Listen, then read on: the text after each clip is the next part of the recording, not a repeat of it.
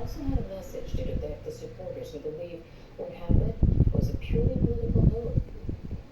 Marcos Santana, Bumbong. Plane carrying former President Rodrigo Roa Duterte. March 11, 2025. Late in the evening, salita. This evening, and exited Philippine airspace.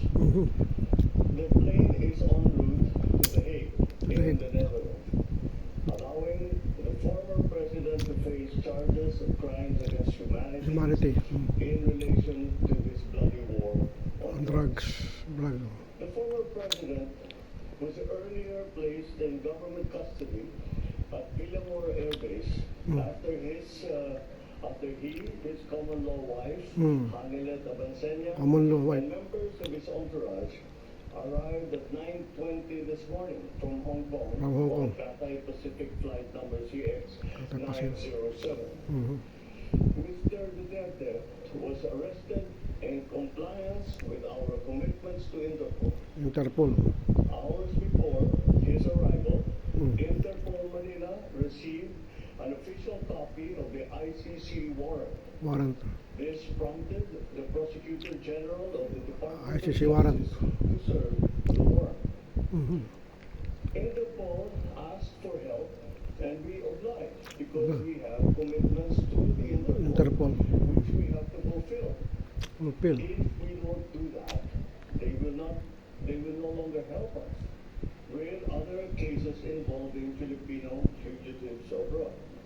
This is what the international community expects of us as the leader of a democratic country, As a democratic country of the community of nations. Would you like to address the supporters of the former president? And the supporters of the former president? Well, again, the government is just doing its job.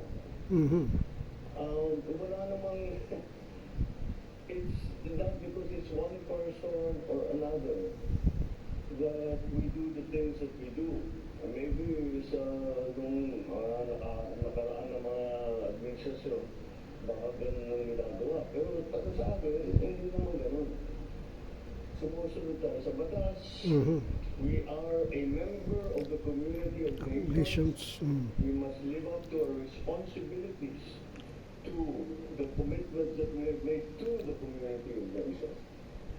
And that is what's happened here. Politics doesn't enter into it. He's never going to be a candidate for anything. Why go after him? Hindi ba? At sa 2017 pa ito, wala pa ako. Civilian pa ako nun. So, this is